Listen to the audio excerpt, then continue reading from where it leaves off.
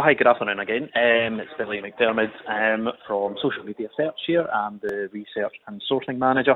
Thank you very much indeed for taking the time to dial in to the meeting, the webinar this afternoon. Hope you are all very, very well. So what I want to talk about today is, or what I'm going to cover off for the next 25 minutes or so, is an introduction to using Boolean searches.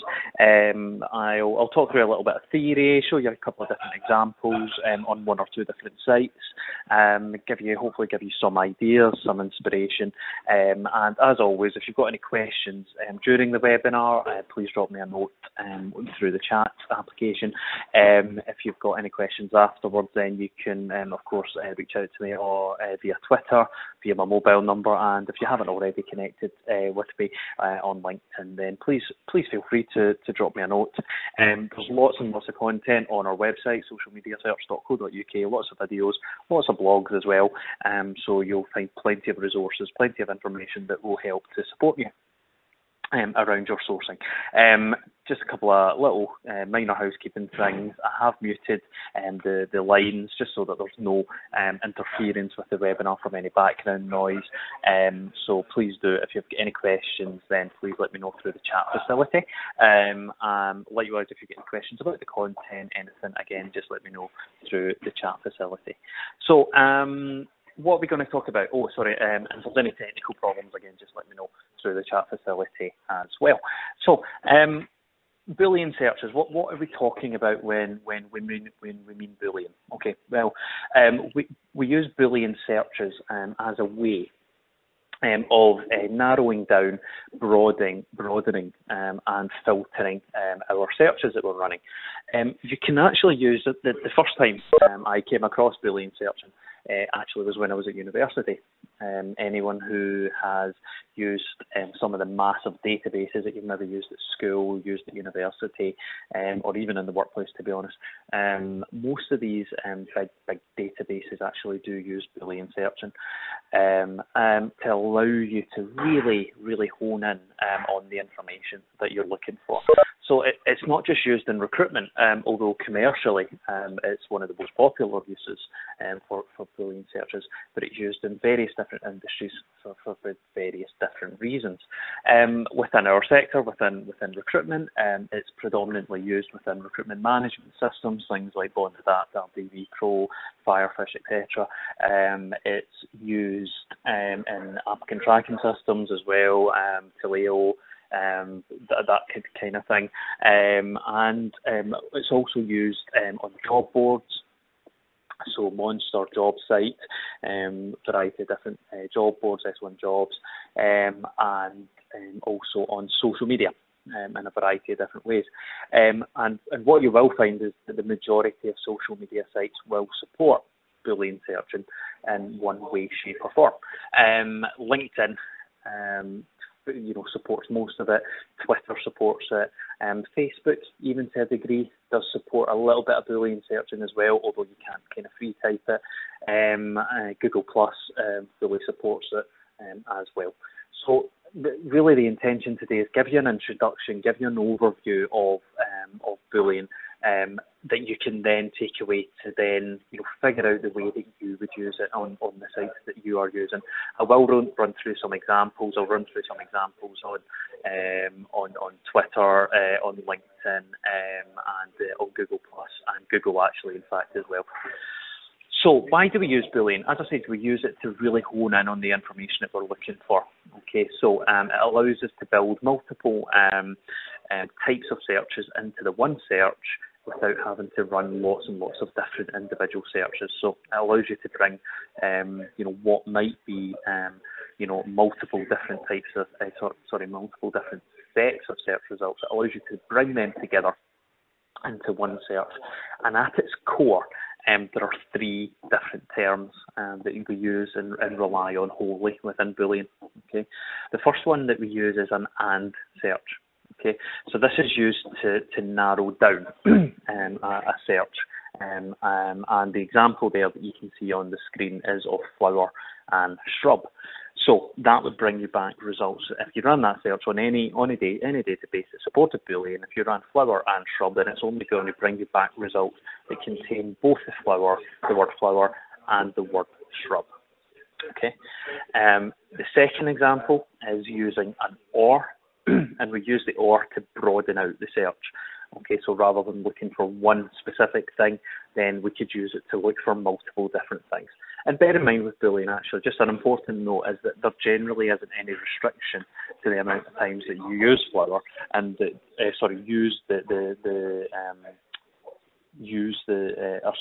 start that again. There's no restriction to the amount of search terms that you can actually use.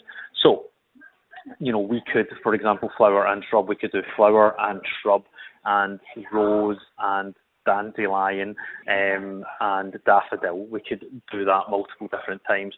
Rodent or rat, we could do rodent or rat or gerbil or hamster or mouse or something. We can do it in multiple different ways, and we can build up using that fairly complex string. We can actually combine the different search results together as well, so we can combine an and, an or, and a not together in the one different search as well. So the second example, as I said, that's rodent or rat, so that will bring you back results that match the word both rodent in the search or rat in the search. And then the third search that we're looking at there is the not search. You use not to eliminate results from your search. This is a great example, Java, not coffee. So if you were recruiting for developers, technical staff, and you wanted to eliminate anything that was related to coffee and not Java, the programming language, then you would do Java, not coffee. Okay, and again, you can use multiple nots within a string. The only exception to the rule in terms of strings, in terms of the length of strings, is any limit that the website itself will actually put on the number of search terms you can actually use. LinkedIn is pretty much unlimited, so you don't need to worry too much about that, as is Twitter. Google, however, does limit you to 32 words in any search that you're doing, so just bear that in mind. Try not to make your searches too long, as Google won't actually support it. Okay, so that's and, that's or, and that's not. The other two terms that are important for us to remember, though, as well when we're running Boolean, is when we use, first of all, speech marks. And that's when we use speech marks in two different ways, and it depends on what site you're actually searching and how you use it. Speech marks can be used generally to search for a phrase. So, for example, and I'm just going to go on to LinkedIn now and just show you an example of this. Give me a moment. Okay, so if I wanted to go to LinkedIn, and I'm just going to do an advanced search.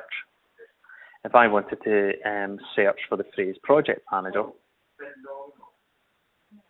okay, then I can put in speech marks around project manager, and it will only bring me back results that match the exact phrase project manager. Now, what's the restriction of that? Well, it means if I'm searching for that exact phrase, then somebody who is maybe called a project and resources manager, or projects and program manager, or something like that, they wouldn't come back in the search results, because we've specifically said to LinkedIn, no, I only want to bring back specifically project manager. So just bear that in mind when you are actually using speech marks. The other way that we use speech marks, though, is in Google, okay? Because Google tries to be quite helpful. If I search for project manager, for example, in Google, then what it might do is actually bring me back phrases and words that are kind of like project manager, but not actually exactly like project manager. So it might bring back projects. I'm trying to find some examples here.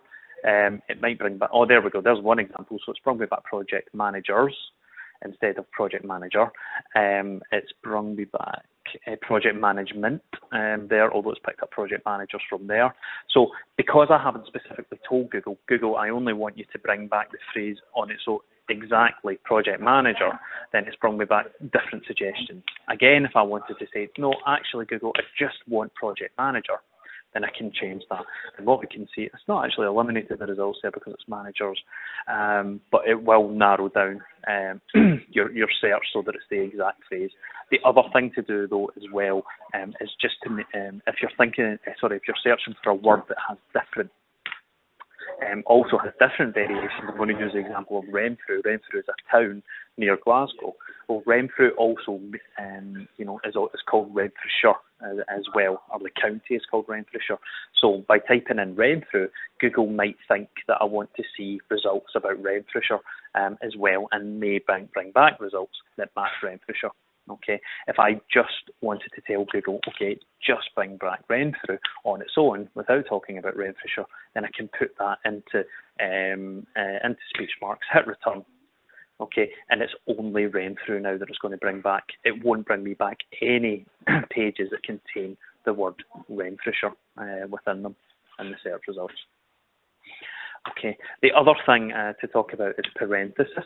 Okay, parenthesis, you don't need to worry about using parenthesis in Google, and I'll talk about that in a moment. But in LinkedIn, for example, if we were using an or, so if I'd wanted to do project manager,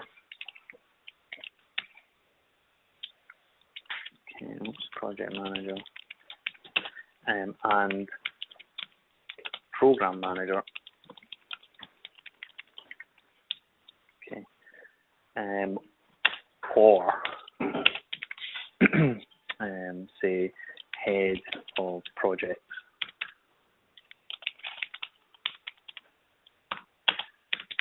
and project director, just for talking sake. And this is a random search, but it's just to show you an example. Then what I would need to do is, because I want LinkedIn to treat the project manager and program manager part of the search separately from the head of projects and project director part, then I need to put parenthesis, okay, around the two separate parts of the search. If I don't, then LinkedIn will link the two sets of different search terms, and the results will be skewed. Okay, so you just put in parenthesis, you just put in the bubbles, just to make sure that LinkedIn knows to treat those two different search terms separately. Okay, now in Google, I don't actually have to do that. If I go into Google and do that, if I leave the parenthesis in, that's fine. It doesn't matter. It will just, disregard them anyway. But just from a typing perspective, you don't actually need to include it, because Google knows and is actually intelligent enough to pick up the fact, actually, I know that Billy doing this search, he will want those to be treated separately. So he knows that Google knows that project manager and program manager should be isolated from head of projects and project director. So it's just a way of making sure that the search terms don't interfere with each other. Okay, so that's and, or, not, speech marks, and parenthesis, and they're the 5 main things that you're going to use when you're running a Boolean search. So let's talk about a few different examples now of that. I've already ran a basic example within LinkedIn, but let's do another one. So say I was recruiting for a finance role, say I was looking for an accountant, then I might want to search for accountant or analyst, or finance analyst, or finance manager, okay, or let's see, finance controller. Okay. So I could do that, and that's an or. So, and because all those search terms are all linked, that's fine. I don't need to put in any parenthesis. An accountant, because I'm in LinkedIn, I don't need to put accountant into speech marks, but I do want those exact job titles. Okay, I only want current. Okay, and say I wanted it to be someone who was CIMA or ACA or ACCA qualified, then I can do it that way. Now, what I could do, though, is in terms of company, say I didn't want them to work for a specific company, then what I could do is in keywords, rather than putting in company, I can't put not company in keywords, because if I just do one not, within company, then the search won't work. But I can actually put it in keywords. So say I didn't want anybody, just for talking's sake, that had worked for the Big Four. Okay, so I can actually, what I'm going to do is I'm going to use my parenthesis in this search. So I'm going to bracket my qualifications off, and then I'm going to do not, and then I'm not going to do not Deloitte, and again I'm going to just put my parenthesis in here, not Deloitte, or PwC, or KPMG, or EY. And I'm just going to add in or Ernst, actually, just to make sure it picks up anybody who still has Ernst & Young on the profile. Okay. So in this search, I've pretty much used every kind of logic that, every type of Boolean logic that I would need to use. I've used and, I've used ors, and I've used not. Okay. I'm just going to change the location to Glasgow. I'm just going to do 50 miles from G2. That'll do 75 miles G2. I'm going to open up my network so that it contains everyone. I'm going to hit search. Just make sure that this works. Okay, and that's giving me 500 results. Okay, and if I go into the first, I'll go into the second result here. So this person matches up all the criteria. They've got finance manager in their current job title. Okay, they're SEMA qualified, and they haven't worked for any of the companies that I've mentioned, Deloitte, KPMG, Ernst & Young, EY, or PwC. So as you can see, that's not a particularly complex search. It doesn't take you too long to do. It's just thinking about the logic behind it. And thinking about the type of information that you want to include in your search. My suggestion with a Boolean search on LinkedIn is start off very open and then drill down your search accordingly. So we've got 500 results there. So that's fine. That's still quite a lot of results. So say we want to then filter that down a little bit further. Say it was you wanted someone from a manufacturing background, then you could put something like and manufacturing or production. Okay. Hit the search there. And that should take that now down. That takes that down to 122. Okay. So start off your search. If you get a large number of results, then you can always add in other terms. Either change the title, anything. And you can be completely flexible with this. Change it as required. You know, if I take out finance controller, for example, here, then we'll be able to see it'll probably then take down the results even further. Not made any difference there. If I take out accountant,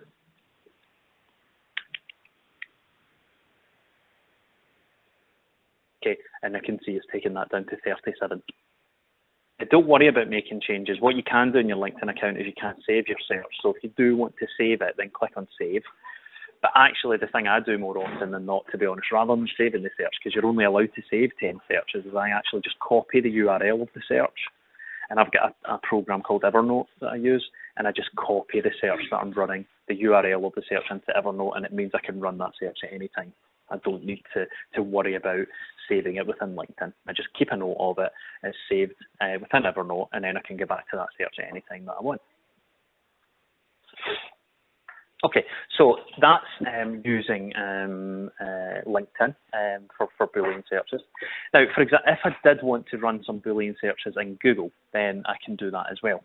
Now, the thing to bear in mind with Boolean searches on Google, though, is that the operators that are used are slightly different. So you don't use and, you don't use or, and you don't use not.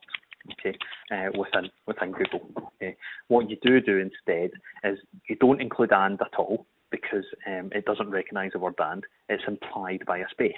Okay, so if I search for Billy McDermott, for example, okay, it's implied that by putting that space in, it's implied that I want results that have got both the word Billy and McDermott within that search. Okay, if I want to do an or. Okay, then say I wanted Billy or Bill or William, then instead of typing or, then I would use the vertical line on your keyboard.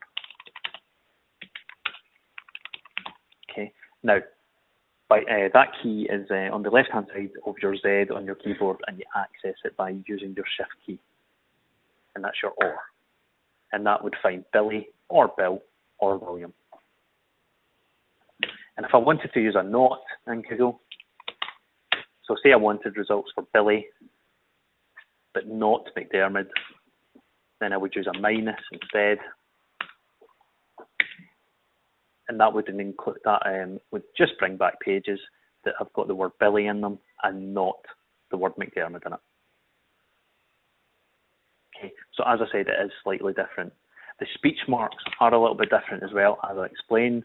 You don't, you can use them for phrases like project manager as well, but actually you do need to use speech marks if you want Google to only bring back exact words. You know, manager is a great example. When you type manager in and run a search, then it might bring back management, for example. It brings back wildcards effectively. Google's used to support wildcards using a thing called the key that was called tilde on your keyboard. It no longer supports that, so that's why it now just kind of automatically assumes. It's quite helpful most of the time, but there will be times where you just want to search for exact words only, and in that case you want to use your speech marks. And as I said, you don't have to worry about using your parenthesis. If I was running that same search that I've ran within LinkedIn, this same search, then all I would need to do is take that, and I could actually just take out everything. I can actually use or in Google. It's still supported. It will probably get laid out, laid off at some point. But at the moment, it is still supported. I just prefer personally using the horizontal line. The vertical line. It's just something that I've got used to over the years. So this is exactly the same search. Okay, it's automatically recognising, because I put spaces in between things like Ernst and manufacturing. It knows that manufacturing and production should be grouped together. It knows that Ernst, EY, KPMG, PwC, Deloitte should all be grouped together, because I put that minus before Deloitte. And it knows that CIMA and ACCA or ECCA are all going to be grouped together as well. Okay. So you just need to, it fully supports the same type of search, but you just need to make some changes to it. Now, for a really good guide to this, either look at our blog, look at our content, and look at our videos, and that will go through all this with you in a bit more detail. Or you can go to a website called Google Guide as well. Google Guide is a fantastic resource for running Google searches. It's got an overview of Boolean and the different operators. As you can see, it's broken down by novice, expert, teens. So you click on novice if you're not too comfortable with this stuff yet. And you can see it gives you loads and loads of information, everything from entering a query through to all the different operators. Now, the one thing just to make you aware of, this site is a little bit out of date sometimes. So if you remember, I was talking about the tilde operator. It still talks about the tilde operator, despite the fact it's no longer supported. Okay, but it's got loads of other information about how you can search. So let's run an example, an and or not example within Google.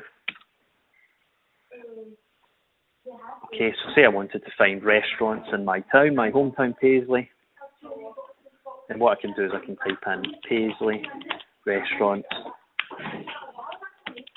Okay, but say I didn't want Indian, say I wasn't in the mood for Indian, then I can do Paisley and restaurants, less Indian. Okay. Then no Indian restaurants are going to be brought back in the results. You can see it's brought me back Chinese, it's brought back Italian, it's brought back Scottish, but it hasn't brought back any Indian results on that page. So it's not just for recruitment that you can use Boolean searching, you can use it for your social life as well. Okay, and if we were using that for recruitment purposes, say for example, then you could say something like project manager, say I was looking for Prince 2 project manager in Glasgow. Again, I'd want to just put Prince 2 probably in that, just to make sure it only brings back Glasgow. Okay, then it starts to talk about pages that have got project manager and Prince 2 and Glasgow and the results. Now, what you can see there, though, is it's sprung back a lot of pages, a lot of jobs pages in the results. So start to think about, okay, well, how could I eliminate those results from the page? Because actually, the first page is mostly jobs. It's not until we get into page 2 there with Mark Clark that it starts to bring back profiles from LinkedIn. So it may be that you want to do less jobs, less LinkedIn. Okay, then that starts to bring back training.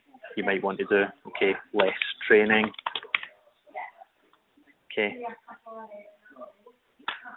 And that still starts to filter it down. It started to talk now about vacancies. But then, let's see. There we go. We've actually got here the first CV. We've actually got Kevin Ginty. We've got the information of people now who are project managers on the first page just by simply putting in some notes. There we go. And we've got a list of people who work for a company called C4D, or work on a project called C4D, of people who are Prince 2 project managers. So I did just have a question here. Okay, so question from Rohan, who's dialed in. What does the colon sign represent in Boolean? Well, the colon is actually a Google operator and actually isn't Boolean logic. But what it does mean is that you could specifically, it's used to in different types of searches, such as a site search or an in URL search, just to end the search. So if I wanted to do a site and then colon and say I only wanted to search against the BBC website, for, I don't know, Rangers, for example, then that's when you would actually use the colon. We cover off more advanced Google operators in our introduction to X-ray searching webinar. There is videos of that available online, but we will be running it. We do run it every kind of couple of weeks, so you will get an email invitation to that shortly as well. And that starts to talk about the site command, the in URL command, the in title command in a little bit more detail. Those aren't strictly Boolean, so they're not included in this introduction. Okay, so we've covered off our introduction to Boolean today. That's and, that's or, that's not.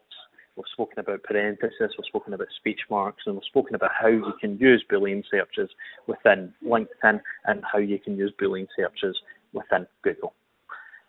I hope you found that very useful. Thank you very much indeed for dialing in this afternoon.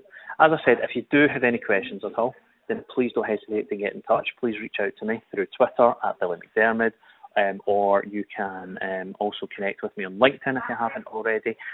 Just search for Billy McDermott, you'll find me there. But thanks very much for your time. I hope you enjoy the rest of your afternoon, and I'll speak to you very soon.